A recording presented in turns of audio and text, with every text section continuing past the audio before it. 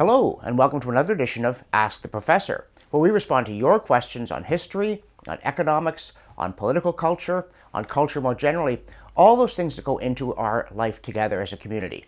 Or rather, normally your questions, but today's an exception.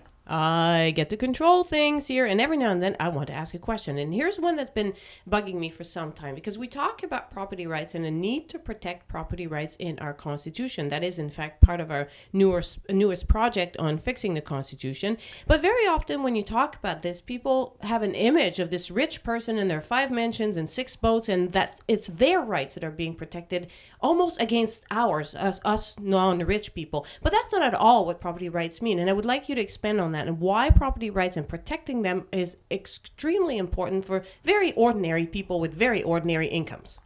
I think that's a critical question, because the misunderstanding that you talk about is so widespread that property rights are about entrenching privilege, about making sure that the rich get to keep their 60-foot yachts with their gold-plated bathroom fixtures, even as others live and want, and to be callous about it, just keep everybody away, qu'il mange les brioches. But that's exactly backwards. So the essence of property rights, it comes from the word propriété, ownness, and it's about self-ownership. The foundation of any decent society, this recognition of individual autonomy, that every person owns themselves, they own their labor, and what they choose to do with the brief time that is given to them on earth. It's the foundation of dignity and of liberty. And what property means, basically, is that when you have mixed the sweat of your brow into something, when you have worked at something, unless you've used force or fraud, it belongs to you. The most important property anybody has is their labor. And that's the one thing that you can't take away from the average person. Actually, you can, and that's when you get into nightmare scenarios politically. You can make them slaves. You can claim that their body and their labor belong to somebody else. Or, more subtly, you can say, oh, sure, you have the right to do what you like, but we are going to take what you've made. In what sense do you own your own labor when the fruits of it are expropriated? Or you could say, of course you have the right to make your own decisions in all kinds of areas, but not when it comes to where you're going to work, what you're going to do while you're at work, who you're going to choose to associate with. In essence, you get nationalized through the back door.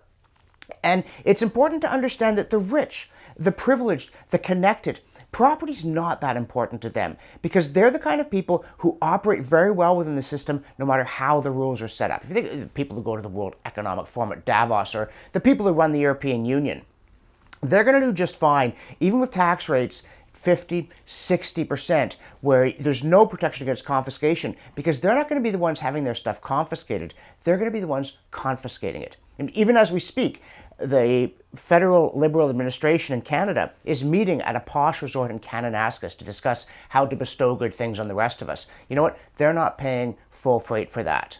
You are. They're taking your property to buy themselves hotel rooms fancier than the majority of my listeners have ever been inside.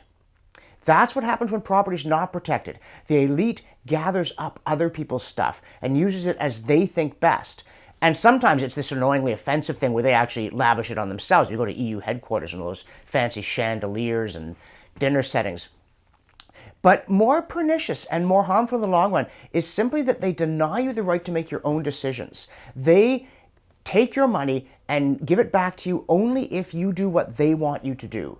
They increasingly shape your life by denying you the autonomy that comes out of the real meaning of property, propriété, ownness. Personhood depends upon this idea that you own yourself and you get to make your own decisions. And in a material world where time passes in one direction only, that has to mean you get to decide what to do, and what you do, again, presuming that you haven't used force or fraud, that this is honest labor, what you make is yours. Whether you live your life in such a way that you do end up owning a boat, whether you live your life in such a way that you have a decent house, or whether you live your life in such a way you live in an apartment so that you can afford other things. Whatever you do, it's up to you to decide. And that's what property protects, the dignity and freedom of choice of the ordinary person. Don't worry about the elite. They'll do fine under any system. Worry about the average man when he's not protected, when that fence of property rights is not erected around his dwelling. Worry about what his life will be like, because it will be miserable. Property rights are not about the stuff, they're about your life. They are human rights. They're the key human right. The right to self-ownership is the only possible foundation of individual dignity for the average man. Thank you. I hope this clears it up for a lot of people who may have sometimes, it's not like they think that themselves, but they have friends who think that way. So I'm hoping that this, as the professor, will give them some tools to argue with their friends about what property rights really mean. So I'm glad you answered that one. Yeah, it's all, and that is what, the series here and our documentaries, all of this, it's about making you a more effective advocate. We ask for your support in this work because we're putting together the arguments, the facts, and presenting them in such a way that it's a toolkit for you, the understanding that you have of the world, to communicate it to more people, one at a time, to spread the word and take this country back. All right. Thanks for that, folks. If you want to play along and ask your questions and have me ask your question of the professor, the URL on your screen will take you to the page where everything is explained. Thanks, and see you next time.